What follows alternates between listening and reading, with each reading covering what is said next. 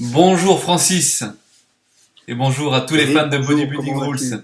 Écoute, en pleine forme, ici c'est l'été donc très très bien, prêt Ok, il à fait débattre. chaud, il fait beau. Oui, il fait très très beau et donc ça me motive encore plus pour débattre avec toi sur un sujet qui va être passionnant aujourd'hui, c'est le potentiel individuel. Donc on va Oui, essayer d'expliquer un petit peu à nos internautes que je remercie au passage, que nous remercions Francis au passage pour leur fidélité et leur écoute et leur relais sur les différents réseaux sociaux. un grand merci à tous les internautes, oui, Un grand merci. Donc, absolument. chers internautes, n'oubliez pas, vous pouvez toujours commenter, liker cette vidéo, la partager sur vos réseaux sociaux. On m'a fait passer comme message par email, en fait, que je devrais la passer dans ma newsletter. Je vais le faire, je vais le rajouter. Mais vous aussi, chers internautes, vous avez pas mal de contacts, amis qui aiment sans doute le sport et cette pratique qui est notre passion, le bodybuilding. Donc, n'hésitez pas à la faire passer sous forme de mailing à tous vos contacts. Et du coup, il peut y avoir une ramification très importante. Et c'est tant mieux comme ça pour le message que l'on veut faire passer. Donc, merci d'avance à vous tous. Aujourd'hui, Francis, un sujet Oui, donc qui concerne le potentiel individuel. C'est un sujet qui est vaste, hein, qui est un débat qu'on pourrait aborder peut-être même en plusieurs podcasts.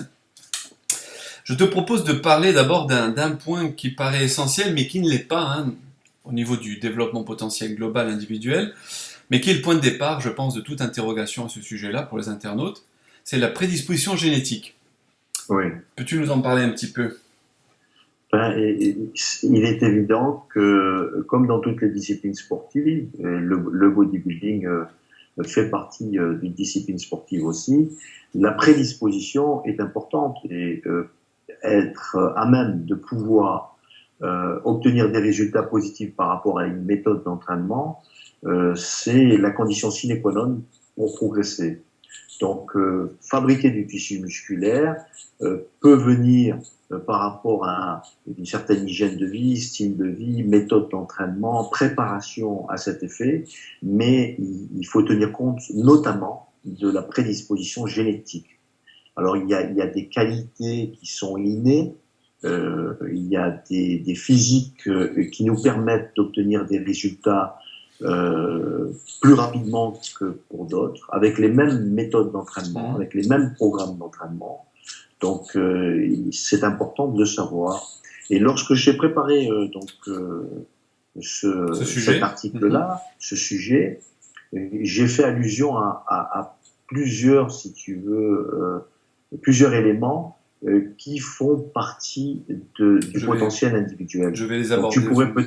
tu pourrais peut-être les aborder un à un, et puis je répondrai, si tu veux, en fonction, et je débattrai en fonction de chacun des éléments. Si tu veux, on va aborder somatotype, l'évaluation d'individus, Voilà. etc., ce genre de choses. Je voudrais juste rester sur la prédisposition génétique, pardon, parce qu'en off, on en parlait un tout petit peu, et on disait que c'était pas un tout, en fait. Hein. On pouvait pas dire simplement qu'avec une bonne prédisposition génétique, on allait être un champion. En effet, on a vu à champion avec une génétique qui serait semblablement la même, il y a celui qui l'est, qui devient champion, celui qui ne le deviendra peut-être même jamais. Donc, Absolument, c'est pour ça que c'est important d'avoir ce sujet complémentaire qui aborde tous les éléments, qui regroupe les prédispositions d'un sujet au développement musculaire. Par exemple, on s'est rendu compte que certains types de physique répondaient mieux à l'exercice musculaire que d'autres. On a par exemple trois catégories qu'on peut discerner, qui font qu'on peut se retrouver soit dans l'une ou dans l'autre catégorie. Il y a par exemple l'endomorphe, le mésomorphe et l'ectomorphe. électomorphe, c'est ça. Donc, par exemple, le mésomorphe, c'est vraiment le physique idéal pour devenir champion de bodybuilding. C'est ça. Donc, Un physique qui peut prendre le facilement de la masse musculaire, qui est moins gras, en oui, tout cas de nature, absolument, oui. C'est plus vrai que fort. le mésomorphe a une tendance à être musculaire. Il a plutôt une ossature fine, un bassin étroit, des épaules plutôt larges, des clavicules larges. Donc un physique Et vraiment, en tout cas un type de physique morphologique beaucoup plus avantagé que les deux autres dont tu vas parler juste après. absolument. Le mésomorphe par exemple, qu'on puisse se représenter la catégorie, Serge Nubret, encore une fois, était le parfait exemple du mésomorphe. Il était musculaire, il avait une ossature très fine, bassin étroit, épaules plutôt larges. Encore que les clavicules n'étaient pas si larges, c'était plutôt les épaules vraiment développées. Mais il avait une petite ossature, ce qui ne veut pas dire qu'il ne faut pas avoir des os relativement épais pour supporter une musculature assez développée. Importante, c'est vrai. Mais il faut que ce soit... Ce qui est important, c'est l'équilibre des os aussi, la longueur des os, donc l'équilibre entre les jambes et puis le buste. Il faut qu'il y ait un certain équilibre, une certaine harmonie, une certaine proportion. Donc l'ossature est importante et va faire la différence quant à la prédisposition du champion, de l'éventuel champion de bodybuilding. Il y a deux autres catégories, donc qui sont l'ectomorphe. Donc l'ectomorphe, c'est vraiment celui qui n'a pas les atouts nécessaires en ce qui concerne les prédispositions de devenir un champion, puisqu'il est plutôt fin. Il est plutôt longiligne, voilà, c'est ça, longiligne. Voilà, longiligne.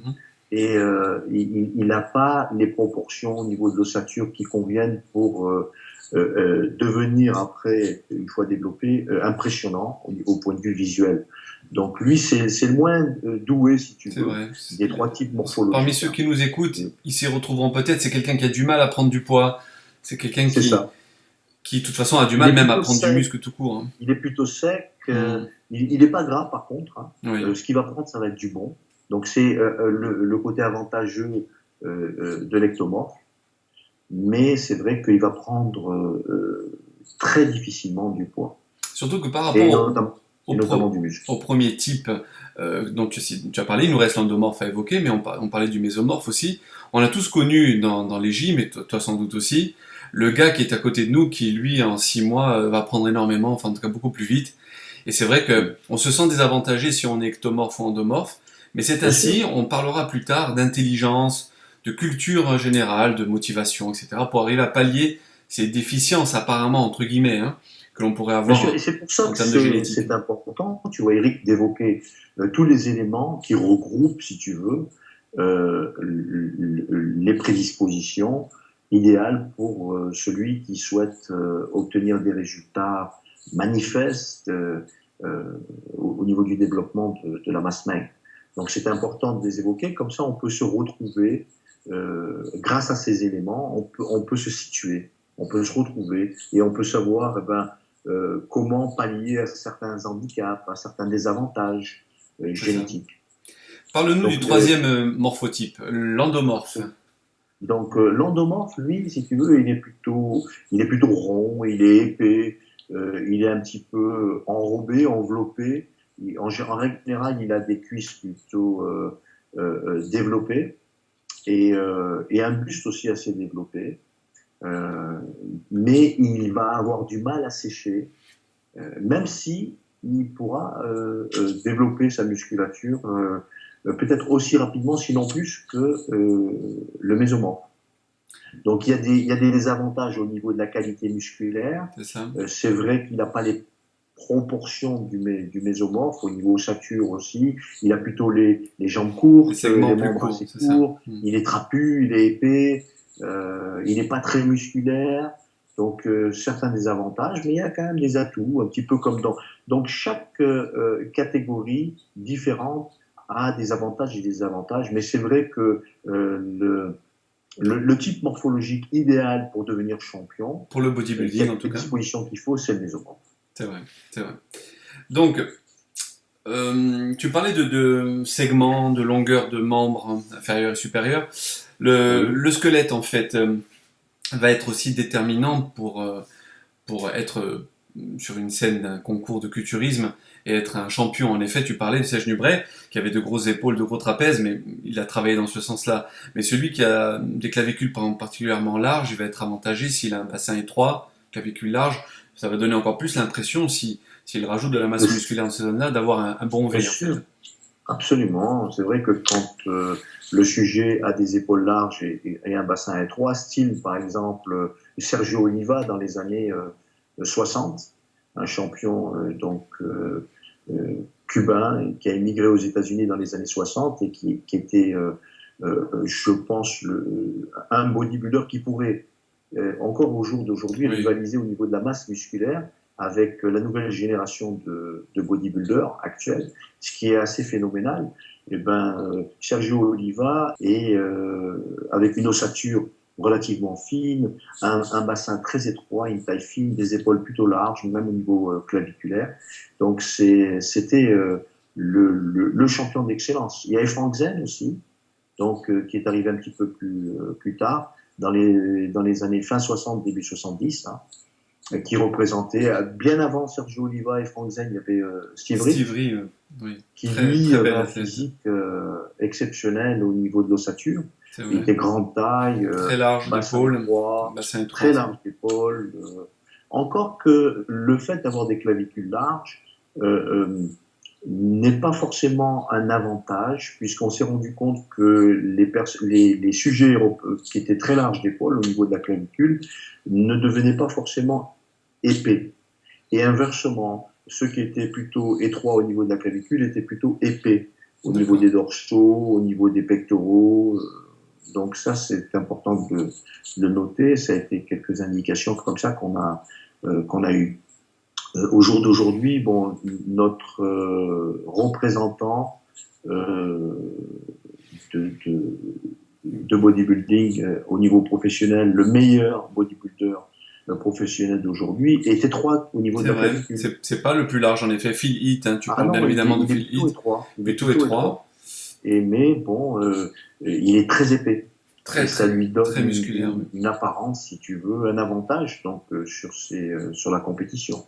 Et comme on l'évoquera, on a à peine parlé tout à l'heure, donc l'intelligence aussi à l'entraînement, il a su travailler spécifiquement ses relatifs, entre guillemets, points faibles, en tout cas ses prédispositions génétiques qu'il n'avait pas forcément, c'est-à-dire une grande largeur d'épaule, pour pallier visuellement à cela et représenter l'esthétique qui fait de lui. C'est vrai qu'il faut une certaine intelligence pour savoir ce qui nous convient pour devenir champion. Pas seulement au niveau de l'entraînement, mais à tous les niveaux, au niveau de la nutrition, au niveau de la supplémentation, pas bien sûr, parce que ça c'est général, ça convient à tout le monde. Mais au niveau de la diététique, ça peut différer beaucoup. Par exemple, certains champions se sont aperçus qu'avec des régimes à basse calorie, ils arrivaient à avoir une définition musculaire extrême. D'autres personnes, bodybuilders qui souhaitent être champions, n'ont pas encore compris l'importance d'un régime à basse calorie pour vraiment se définir au maximum. Donc il y a une forme d'intelligence pour comprendre ce qu'il convient de faire, pour sortir des sentiers battus, pour individualiser sa préparation de bodybuilding pour devenir champion. Et ça, il faut une certaine forme d'intelligence pour trouver ce qui nous convient. C'est vrai, je confirme totalement. Alors, en résumé, on a abordé prédisposition génétique, morphotype, les trois morphotypes, ectomorphes, endomorphes, ça c'est le premier élément que j'avais noté. C'est ça, la constitution donc squelettique, on en a plus ou moins parlé, bassin étroit, épaules larges, etc., ce genre de choses, les segments, la longueur des segments, membres inférieurs, supérieurs.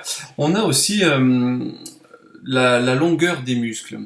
On connaît tous, et toi tu avais par exemple dans certaines poses, bras en croix, des biceps pleins, avec une attache qui était quand même très très proche de ton coude, en fait. Tu avais des muscles très longs, au niveau des biceps, au niveau des dorsaux, une insertion très basse aussi, ce qui faisait que tu avais une envergure assez importante en dorsaux de face ou de dos, etc., ou en double biceps.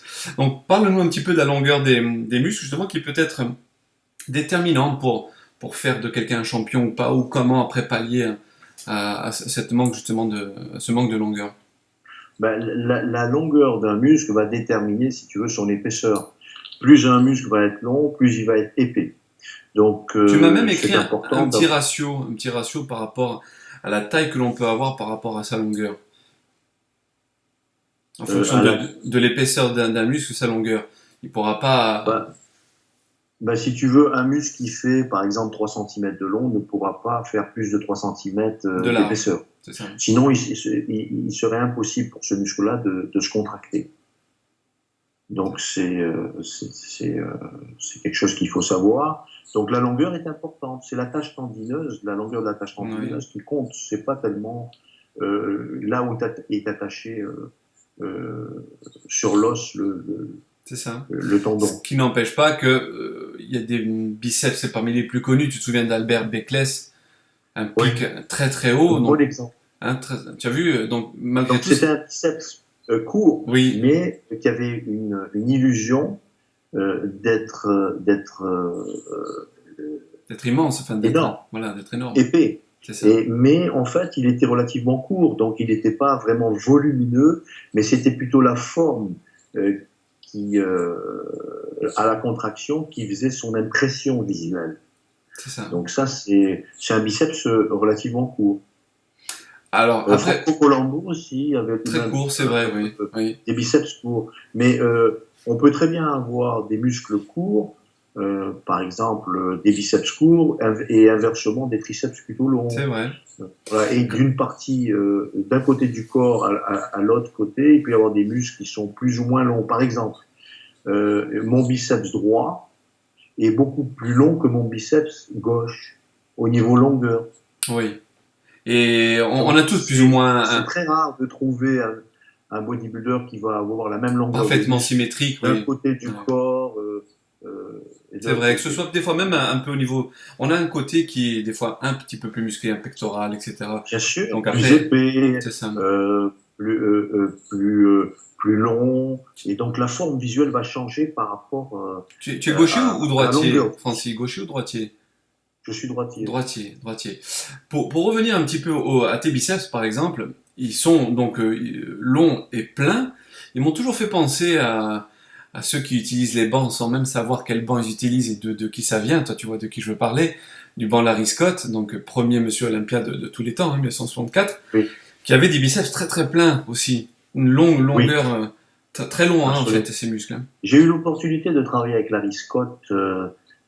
C'était en 1992, si mes souvenirs sont bons. Peu importe. Et donc, c'est vrai qu'il m'avait expliqué le pourquoi de son développement au niveau du biceps. Il avait des avant-bras qui étaient très forts et il insistait sur la force des avant-bras, parce que c'était l'avant-bras qui créait le Qui mouvement, qui permet créait la flexion, quoi. Avec l'aide de la force, bien sûr, du du biceps. biceps. Et lui, comme il basait ses entraînements surtout sur l'utilisation de charges très lourdes, puisqu'il travaillait quand même très très lourd, faut le savoir, hein, euh, il, euh, il travaillait beaucoup des muscles complémentaires, des muscles qui allaient permettre d'effectuer un exercice avec des charges relativement lourdes pour permettre aux muscles concernés, exercés, d'avoir un maximum de chances de se développer. Mais il était plutôt dans le travail relativement lourd, très lourd, même. Pas relativement lourd, vraiment très lourd. D'autres poses qui me font penser aussi que parfois il y a des similitudes au niveau des physiques, donc des prédispositions génétiques et longueur des segments et des muscles, c'était Samir Banout. Certaines poses, j'essaierai de l'incruster à l'écran pour les internautes, comme ça. Oui, Quand on oui, vous oui. voyait tous les deux, c'est vrai que vous aviez certaines similitudes hein, au niveau musculaire quand même. Hein. Oui, il y avait certaines similitudes par rapport à l'effet visuel qu'on pouvait créer. Mais il faut savoir qu'il y a des contractions à effectuer qui vont faire que on va pouvoir créer cette illusion entre le biceps et le triceps. Il y a aussi un angle euh, de contraction qu'il faut obtenir pour créer cette illusion au niveau du triceps et du biceps. Cet effet de développement, il y a la qualité musculaire, bien sûr, ça c'est la condition. Le développement, la qualité musculaire, à savoir densité et définition, et aussi la façon dont on va présenter ses bras et contracter ses bras qui font la différence. Par exemple, j'ai eu l'opportunité de faire des comparaisons sur cette même pose-là entre l'INE et moi-même et Samir Banout, qui faisait cette pose-là à l'INE aussi. Voilà la Bon, ben, fameuse. l'INE avait l'air d'un débutant entre nous deux. Alors que pourtant il avait une envergure incroyable. Hein. Non, Mais non, non, moi je il parle manquait des, de je bras, parle oui. uniquement des bras. Par contre, au Le niveau, buste était impressionnant, mais c'est vrai qu'il ah manquait ben oui, de non, triceps et de. Vous en hauteur, c'était vachement impressionnant, c'est vrai. C'est vrai. même Phil Hills, si Phil Hills fait cette pose, et il l'a fait dans une des revues, tu remarqueras, je crois une revue, je crois que c'était Flex Magazine, il me semble bien. Il fait cette pose-là, il tend un petit peu trop les bras, c'est-à-dire qu'il ne crée pas l'angle qu'il faut. Sa forme de bras ne lui permet pas de faire cette pose-là. Il faut que ce soit un Et peu il fait quand même cette incurvé. pose-là. Il faut arriver à Voilà. détacher aussi biceps, triceps pour... Phil Hills, qui a des bras absolument phénoménaux, hyper développés, ne donne pas autant que Samir Banout que moi-même. Donc tu vois, encore une fois, il y a des prédispositions génétiques, où il y a des formes de muscles ou des grosseurs de muscles, mais après il y a aussi la façon de les présenter. Et ça se travaille C'est aussi. intéressant, je dis ça pas pour spécialement me mettre en avant ou mettre Samir Banout en avant, puisque c'est lui qui a été, je crois, un des premiers. Et Larry Scott a commencé à faire ce style de pose-là, c'est vrai. Mais Samir Banout a vraiment insisté sur ce genre de pose qui. Écoute, ça tombe bien. J'ai un livre là, je le passe parmi tous mes vieux bouquins. Je vais montrer juste celui-ci par exemple. Et là, c'était Samir Banout. Donc à l'écran, je pense que les gens voient. Samir Banout. Et là, on voit un petit peu ce que c'était. C'est quelque chose de terrible en fait. Hein. Et regarde un petit peu l'ajustement de la pose. Ouais. Et c'est trouver un défaut. Je te dis de suite, n'essaye pas. Ah, il n'y en avait pas, là, il n'y en avait pas. Alors pour les internautes, ils voyaient en petit, j'incrusterai en grand, donc cette image-là. Et il est vrai que voilà, après on passe, enfin vous êtes passé maître dans l'art de vous mettre en valeur, ce qui n'est pas donné à tout le monde en fait. Hein. Ça se travaille, ça aussi. Bah, c'est du travail, voilà, c'est surtout du travail. Il faut savoir une chose, c'est que c'est ce qui fait la différence d'une place, de deux places, de trois places. C'est ce qui fait la différence entre un niveau national et mondial, ou bien mondial et professionnel. Et c'est pour ça que ça devrait rassurer un petit peu ceux qui souhaitent faire de grandes compétitions. On a évoqué, je crois, la dernière fois, la possibilité de me situer par rapport à la compétition actuelle. Et je crois que tu m'avais posé la question, est-ce que tu penses que tu pourrais refaire Olympia cette année et combien même bien te placer? Oui, c'est possible, en tenant compte de ce qu'on vient de dire, à savoir la qualité musculaire et la présentation sur scène, etc. Oui, c'est possible. Quand bien même, le niveau de développement peut... C'est vrai. Petite question pour les internautes, on me l'a posé en off, et beaucoup par email privé. Alors, encore une fois, n'hésitez pas à me poser-le sur Facebook quand je fais ce genre de publication, donc où je prépare un podcast avec toi. Au plus gros, mais sec, hein, au meilleur de ta forme, quel était ton tour de circonférence de biceps, ton tour de bras? Alors, à froid ou à chaud? Alors, on va dire à chaud, au maximum. Allez, à chaud. 52. 52. Pour un poids de corps? Alors là, c'était au Grand Prix d'Australie. Adèle m'a pris, donc après une séance de bras, et je faisais 52 sec. Hein, et peut-être même avec la meilleure forme de ma carrière au niveau de la définition. Et c'est quand on parle de toi, même avec mes amis ou les gens du milieu, il nous revient toujours, si justement on parlait de proportions tout à l'heure et d'effets visuels, c'est par rapport à un poids qui était à l'époque de 70 kg, après 80, tu as atteint les 90 kg pour l'Australie, mais quand même 52 de tour de bras sec. Visuellement, ça... Sec, à chaud. Ça en a posé. N'oublions pas qu'à cette époque-là, je maîtrisais la recharge hydrique. On en parlera dans un prochain podcast. C'est très important. Je suis en train de travailler dessus d'ailleurs. J'ai commencé donc à faire des recherches là-dessus, puisque je vais expliquer un petit peu l'importance de l'eau pour le corps et pour la performance. Et là où, si tu veux, où j'ai fait une différence, c'est au niveau de la recharge en eau. Je pense que j'ai été le premier, que je suis toujours le seul culturiste à se servir de l'eau pour créer cette illusion musculaire. Donc, je ne fais pas une recharge, si tu veux, en hydrate de carbone, comme la plupart des bodybuilders font, mais je fais les deux. C'est-à-dire qu'il y a quand même une petite recharge en hydrate de carbone, puisqu'on sait qu'un gramme de glucides retient 3 centilitres en moyenne d'eau. Donc, c'est important d'avoir un petit peu d'hydrate de carbone pour pouvoir conserver l'eau au sein du tissu musculaire. Mais je reviens à ce que je disais tout à l'heure et à ma mensuration 52 tours de bras. Il était fort possible que lorsque j'étais en décharge totale, de faire uniquement 46 cm de tour de bras. sachant qu'un bras congestionné Bien pourrait sûr. éventuellement passer, le mien, de 46 à 48. Le reste, les 4 cm, c'est l'eau.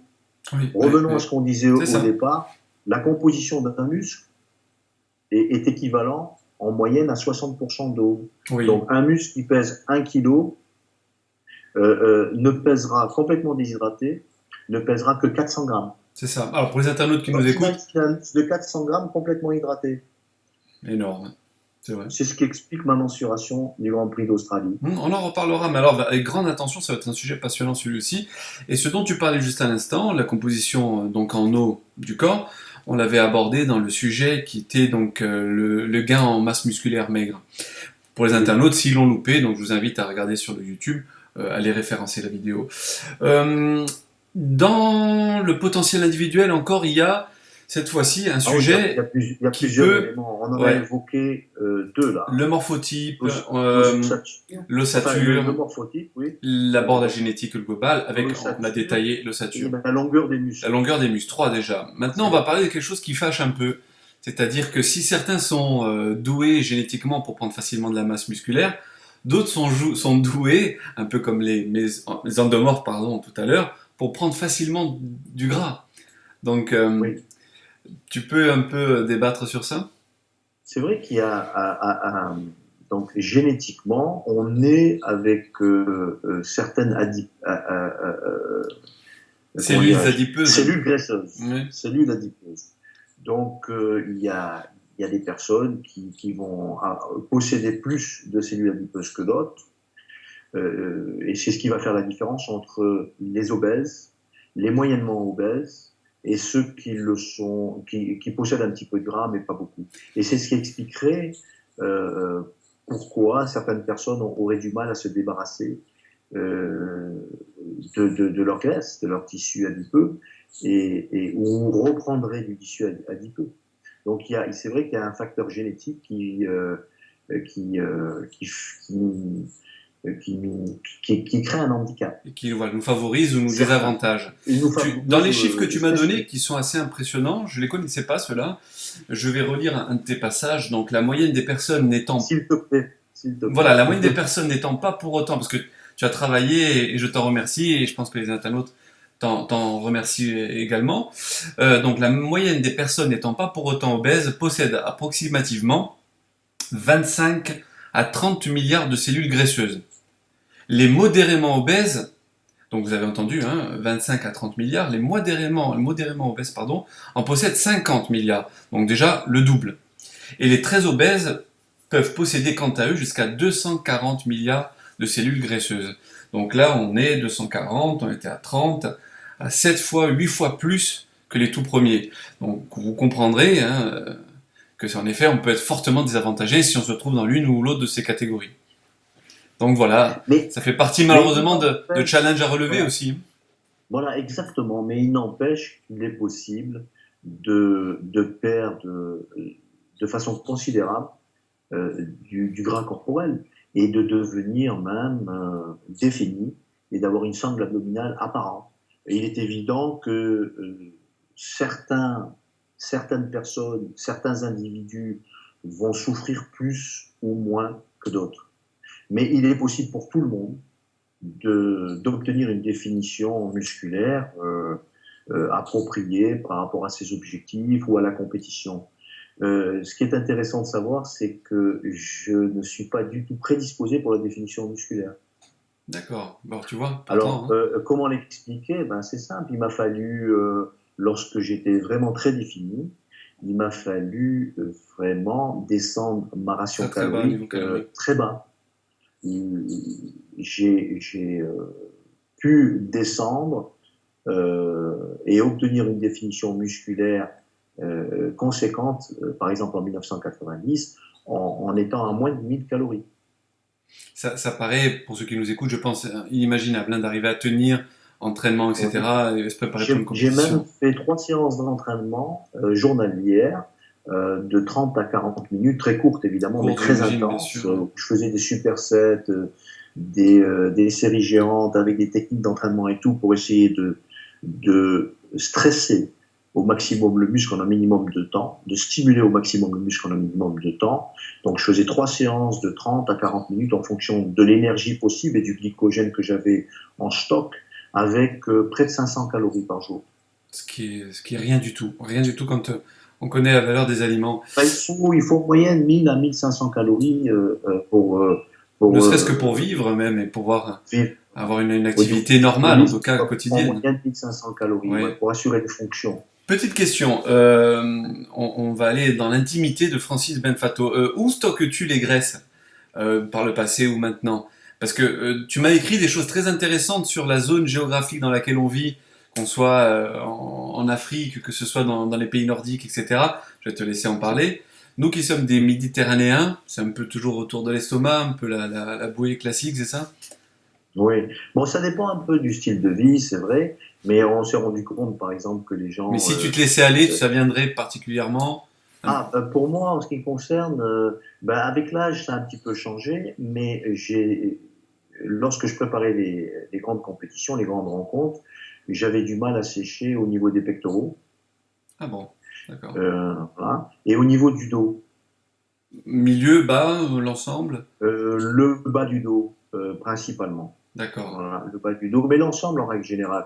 Par contre, les bras venaient assez rapidement, Les épaules euh, aussi. et les épaules aussi, les jambes aussi, Mhm, également. mhm, D'ailleurs, là, par exemple, je me suis un petit peu enrobé au niveau de la poitrine et du ventre, la mhm. partie abdomen, mais au niveau des cuisses, il y a quand même une certaine euh, relative bonne définition Définition. Et musculaire. les bras aussi, toujours, plus ou moins. Les bras aussi, absolument. Oui. Ben, le dos, moyen. La poitrine et le ventre, non. Mhm. Il faudrait faire un régime conséquent pour revenir en forme. Mais bon, les cuisses. Tu nous parlais, alors, puisque là tu as parlé de poitrine pour toi, chez par exemple les Africains, enfin, je vais lire carrément ce que tu as écrit, parce que c'est Oui, très intéressant et je pense que si Frédéric Delavier, auteur avec Michael Gundil de beaucoup de bouquins sur la musculation, hein, des best-sellers, il en a parlé dans des vidéos d'ailleurs de ce genre de sujet, donc je pense qu'il nous écoute, ça l'intéressera. Les endroits corporels où le gras est stocké sont largement influencés par notre milieu racial et géographique. Les gens vivant dans les régions froides comme l'Allemagne ou la Sibérie auront leur gras situé dans les parties de l'abdomen et de la poitrine, ce qui aide à réchauffer les organes internes du grand froid et à maintenir une température corporelle constante, ce qui est somme toute logique. Mais c'est à savoir, donc petite info pour ceux qui nous écoutent. A l'inverse, les gens vivant dans les parties chaudes de notre planète comme l'Afrique ont une tendance naturelle à stocker moins de gras sous-cutané de façon à permettre à la chaleur d'être évacuée, permettant ainsi au corps de conserver une température modérée. Donc encore une fois, au-delà des prédispositions génétiques, je vais arriver à prononcer prédispositions, on voit bien qu'en fonction des milieux géographiques de là où on se trouve donc dans le monde, il y aura encore quelques avantages. Ce qui fait que, si on parle par exemple des Africains, ces dernières personnes stockent du gras intérieurement et plus particulièrement dans la région des fessiers. Les races noires donc semblent avoir un avantage concernant la qualité musculaire ainsi que l'obtention d'une définition extrême. Et on a pu oui, le c'est voir vrai. et tu as pu Alors le là constater encore, c'est également un en compétition. potentiel. Là encore, c'est un potentiel. Ça peut être un avantage, mais il n'empêche que même les gens de couleur noire donc vont devoir s'astreindre à un régime calorique bas et de façon à obtenir un maximum de définition. Donc en gros, si on est africain, si on est mésomorphe, déjà on est bien avantagé On hein, a un pour avantage, faire du mais bodybuilding. on Hein. a beaucoup de mésomorphes africains de couleur noire qui n'ont pas obtenu la définition musculaire souhaitée. C'est vrai que Serge Dubré, Ouais. par exemple, encore une fois, on l'évoque une Oui, troisième oui, oui. fois, avait certainement une prédisposition au niveau de la définition musculaire, mais il est vrai aussi que ces régimes étaient draconiens. Draconien. Et Par ça, contre, surtout, notamment vers la fin, lorsque j'évoquais ma descente en dessous de 1000 calories, ou voire même flirter avec les 500 calories, c'était juste quelques jours. C'était pas sur des bien mois sûr, ou sinon des semaines. l'organisme en prend un coup, Et toi c'est vers aussi, et la fin. puis Et il fallait arriver là, vers la fin, pour faire la différence sur scène. sur scène. Au Par niveau contre, des on parlait définitions. d'Africains, donc éventuellement mésomorphes, mais on parlait tout à l'heure aussi de longueur de muscle. Et si tu vois sans où je veux en venir, au niveau des tibias et des segments donc inférieurs, ils ont souvent des mollets très très courts, ce qui les désavantage fortement dans les compétitions culturistes.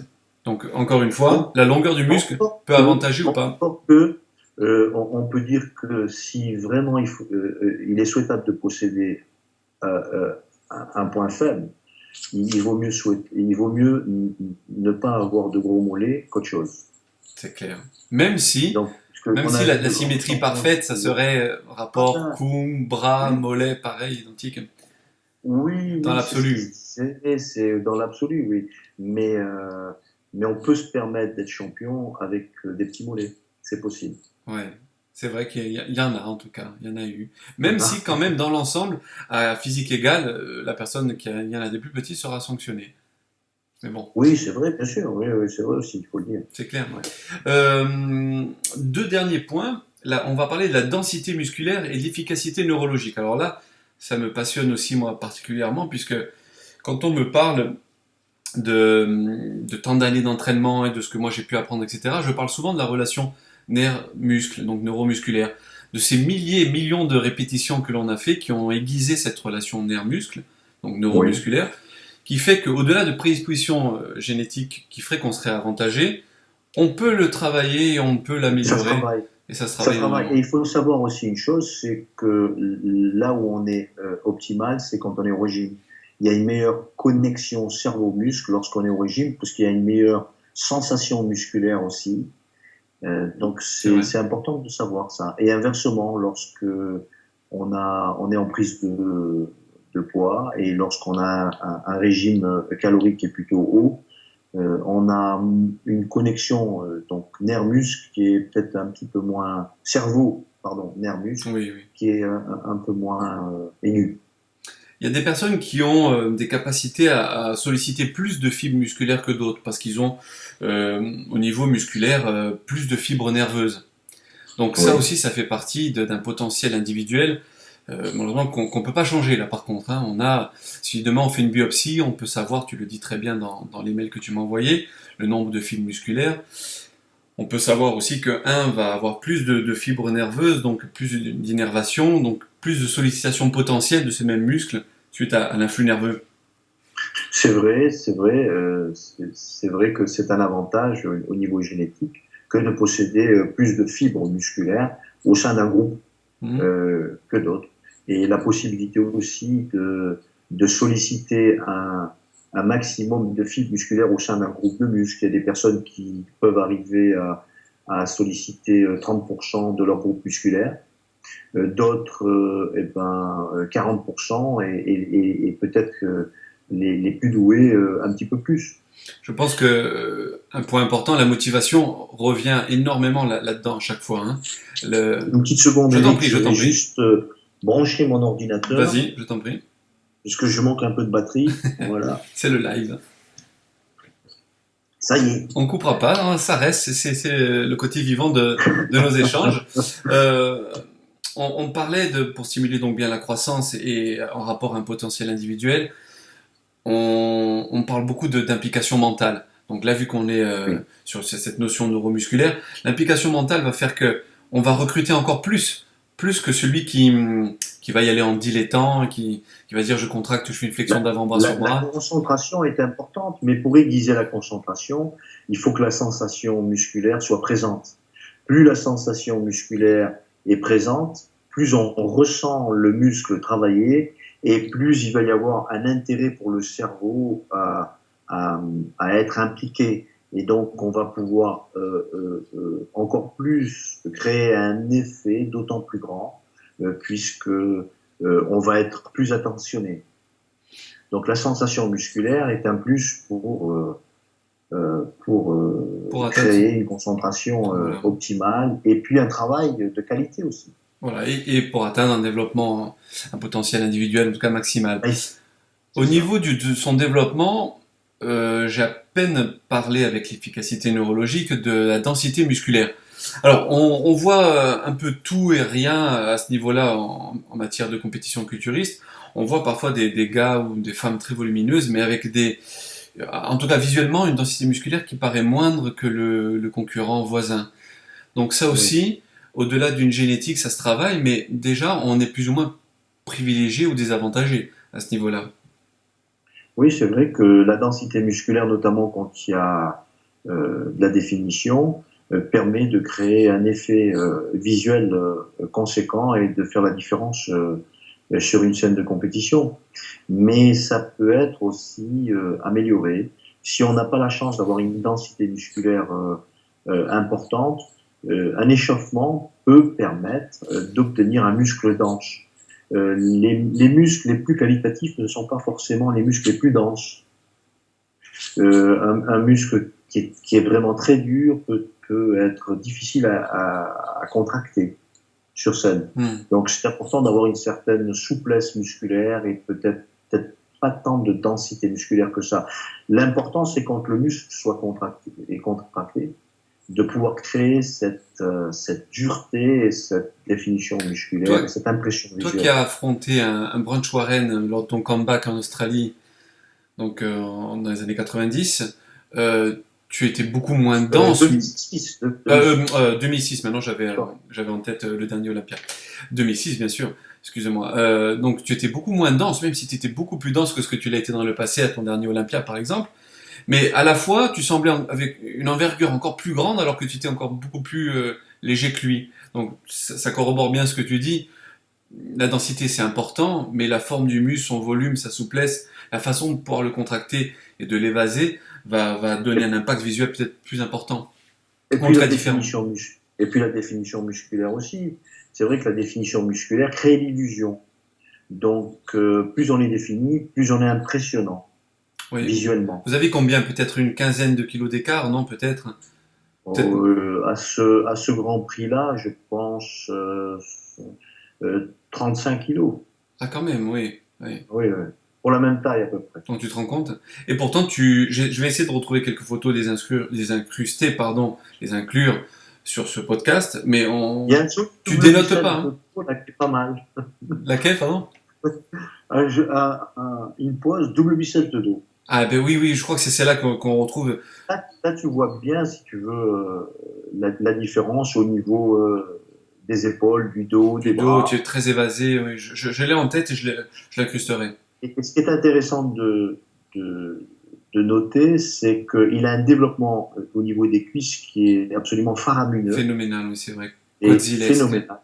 Et même au niveau des fessiers. Et lorsque tu compares ses fessiers, ses cuisses, les arrière-cuisses avec les miens, eh ben, il y a une différence notable, mais pas si grande Pas que si ça. flagrante que Et ça. tout simplement à cause et de la qualité musculaire, de la définition musculaire qui fait cette impression Le visuelle, encore une positionnement, fois. etc. Encore une fois, Le hein. positionnement aussi, c'est vrai. Mais la qualité crée, je dirais presque la quantité. C'est vrai, c'est vrai. Et puis on peut reprendre même la phrase d'Arnold, hein. La qualité toujours plutôt que la quantité, que ce soit dans l'entraînement, même si lui est un adepte d'un entraînement très très long. Et c'est pareil sur scène, en effet, la qualité plutôt que la quantité. Et c'est moi ce vers quoi j'aimerais que le bodybuilding tende, mais malheureusement je suis qu'Eric Rallo avec Bodybuilding Roots Magazine. Mais je sais qu'on est beaucoup écouté quand même et que la nouvelle génération nous écoute beaucoup. Certains ne connaissaient pas Francis Benfato parce qu'ils étaient tellement jeunes, tu vois, ils ont que 18 ou 20 ans, ils le redécouvrent et j'en ai beaucoup, beaucoup, beaucoup de leurs messages. Ils adorent ta plastique, ils partagent tes photos sur leur mur, etc. Enfin, je vois un petit peu du Benfato un peu partout et si tu peux inspirer cette nouvelle génération, écoute, moi j'en suis ravi et je pense que toi aussi. Oui, bien sûr, j'en serais ravi. Il faut savoir une chose, c'est que c'est un bodybuilding qui est beaucoup plus accessible euh, que le bodybuilding d'aujourd'hui. Donc, l'essentiel, c'est de se faire plaisir. L'essentiel, c'est d'arriver à obtenir son potentiel maximum, pas seulement au niveau du développement musculaire, mais au niveau aussi de la qualité musculaire. Et tout est possible avec du travail. Donc, peu importe le poids corporel, peu importe le développement musculaire, ce qui est important, c'est de se faire plaisir et d'atteindre son potentiel maximum. Alors, le potentiel maximum, on l'atteint par divers processus d'adaptation. On en a maintes et maintes fois parlé dans d'autres podcasts. Mais il est vrai qu'au fur et à mesure des entraînements, au fur et à mesure des semaines, des mois, des années, on s'aperçoit toujours que certains progressent très très vite et d'autres non. Donc, on parle d'adaptation naturelle en fonction de tout ce qu'on a cité précédemment dans ce podcast. Alors, que peux-tu dire, encore une fois, à ceux qui n'ont pas forcément la bonne génétique, pas forcément les bons segments, la bonne longueur de muscle, le bon squelette, etc., mais qui s'entraînent et qui veulent progresser quand même, et qui voient leurs voisins Ben, progresser plus vite qu'eux, mais que leur dis-tu? bien sûr. Ben, déjà, de bien s'assurer qu'ils s'entraînent correctement. C'est important. D'autre part, il faut savoir une chose, c'est qu'on n'est pas tous égaux au niveau de l'effet causé par l'entraînement. L'entraînement est une forme de stress, tout comme les rayons du soleil, tout comme le froid, la faim. C'est un stress pour l'organisme et pour le mental, et notamment pour le système nerveux. Donc on n'est pas égaux à ce niveau-là. Donc il y a des gens qui tolèrent plus ou moins bien le stress de l'entraînement, le stress de l'exercice, et il faut en être conscient. Donc si vous avez des problèmes à tolérer donc la difficulté d'une séance d'entraînement et le stress causé par l'exercice, il ne faut pas hésiter à individualiser l'entraînement, c'est-à-dire à prendre le temps qu'il faut entre les séries, voire même pendant la série, de façon à stimuler la croissance musculaire, combien même qu'on est limité au point de vue de l'effet causé. Écoute, je bois tes paroles comme à chaque fois, et là d'autant plus parce que pendant que tu me parlais, je reprenais l'image, enfin la métaphore que tu as citée il y a quelques secondes, c'est-à-dire de la personne qui n'est pas égale à une autre face au soleil. Moi, tout comme toi, hein, on est méditerranéen, on s'expose au soleil, on bronze tout de suite, on brûle pas, on a cette chance-là, bon, il faut pas abuser. D'autres, par contre, ont la peau très très blanche et vont brûler. Alors, eux, que doivent-ils faire? Comme tu viens de le dire, ils vont individualiser leur démarche, ils vont peut-être s'exposer un peu moins longtemps, ils vont C'est peut-être ça. quelques protections ou quelques aliments qui vont favoriser, donc en tout cas, le brunissement de la peau. Donc voilà, c'est très bien résumé, Francis, je te remercie, parce que voilà, de finir par l'individualisation, encore une fois, ça donne de l'espoir à tous ceux qui nous écoutent, parce que même si on est désavantagé, même si on n'a pas le meilleur morphotype, qu'on est ectomorphe ou qu'on est endomorphe, on peut modifier quand même sa génétique de départ, on peut arriver à des résultats qui sortiront du commun des mortels, hein, pour afficher un physique quand même qui se rapprochera de l'objectif, je pense, voulu. J'irais même jusqu'à pousser en motivant le plus grand nombre, en disant que être désavantagé, ça peut être un avantage. C'est pas mal, ça, c'est vrai. Parce que Et quand la on est niaque qu'on peut avantagé, en retirer, c'est vrai. on apprend peut-être moins que quand on est désavantagé. Lorsqu'on est désavantagé, il faut trouver euh, des, euh, des méthodes, des solutions qui vont nous permettre de progresser quand bien même. Et lorsqu'on est avantagé, on n'est pas forcément plus, plus compétent. On n'a pas forcément la séance d'entraînement qui convient pour tout le monde. Donc, avoir un désavantage nous invite à la réflexion et développe aussi le sens de la créativité. On a plus d'initiative et je crois que c'est comme ça qu'il faut le voir. L'essentiel, encore une fois, c'est d'atteindre son potentiel génétique maximum. Et pour ce faire et pour connaître son potentiel maximum, eh ben, il faut s'entraîner et encore s'entraîner pour le découvrir. Et oui, On peut, s'entraîner avec on peut cette pas lucidité, savoir. cette objectivité qui fait que on est conscient de certaines faiblesses, conscient de certaines forces et qualités, et puis on essaie d'ajuster tout ceci pour en faire un résultat donc positif, optimal. En tout cas, pour les personnes désavantagées, je finirai juste sur ça, c'est que la fierté n'en sera que plus grande pour cela, parce que le parcours aurait été semé d'un peu plus d'embûches. Mais encore une fois, Ça. comme tu dis, on peut surmonter tout ceci. Francis, je vais te laisser le mot de la fin pour une fois n'est pas coutume. Ben, ce que je voudrais dire, c'est que le côté psychologique est important aussi. Donc, il faut penser au mental, il faut cultiver le mental, et pour ce faire, il faut créer un certain enthousiasme. une certaine détermination. Et ça se cultive. On peut cultiver le virus, le microbe, si je puis dire, de, du bodybuilding en s'entraînant, en trouvant tous les prétextes possibles pour progresser. Toutes les raisons inimaginables pour combien même qu'on ait donc une génétique défavorisée, arriver à obtenir des résultats spectaculaires. Et c'est possible. Je me suis rendu compte que la majorité des champions n'étaient pas les plus doués. Et depuis l'époque d'Arnold Schwarzenegger jusqu'à aujourd'hui, ce ne sont pas les plus doués qui réussissent, mais les plus motivés, les plus passionnés, les plus déterminés, et ceux qui ont trouvé les solutions aux problèmes qu'ils ont eus et aux embûches qu'ils ont eues tout au long de leur carrière, du début jusqu'au jour de la consécration. Parfait. Bon, c'est sur cette note d'optimisme et de réalisme aussi par rapport à tout ce que toi tu as pu vivre durant ta carrière sportive. Merci encore au nom de tous les fans de Bodybuilding Rules Magazine. Merci pour la transmission de ce savoir qui, je le répète, est gratuit. Le magazine est gratuit, ton intervention est gratuite auprès donc, de la rédaction. Donc un grand merci, comme je le répète aussi à chaque fois, mais c'est très important de le souligner. À tous les fans, n'hésitez pas encore une fois à partager cette vidéo, n'hésitez pas à la liker, parce que non seulement ça nous motive, puisqu'on parlait de détermination, de motivation, mais nous aussi, ça nous donne ce petit plus pour aller de l'avant, continuer à vous transmettre un savoir commun. Partagez-le au maximum, faites savoir autour de vous qu'on fait ces podcasts-là. Et puis, moi, je vous dis à très bientôt pour un prochain numéro dans lequel on abordera peut-être l'eau, Francis, je pense. Oui. Les recharges comme ça, glucidiques, et l'importance de l'eau pour l'organisme. Oui, et puis pour la performance, et notamment. Pour la performance.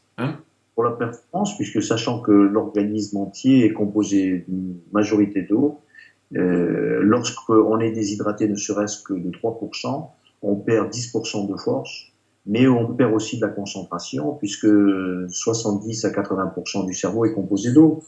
Le cœur qui nous permet l'effort, et la récupération à l'effort et l'effort intensif est composé aussi d'eau, puisque c'est un muscle. Donc l'eau est un sujet assez passionnant que je vais développer régulièrement tous les jours jusqu'au moment où prochain numéro, on sera en capacité de faire le podcast. Oui, super. Sur l'eau. Francis, le bonjour à Adèle. Merci. Couvre-toi bien puisque on est c'est l'hiver chez toi à Cap Town, en Afrique du Sud. Donc je te dis à très bientôt, prends soin de toi. Et à tous les fans, je vous dis à très bientôt. Ciao, ciao. Ciao, ciao. Au revoir.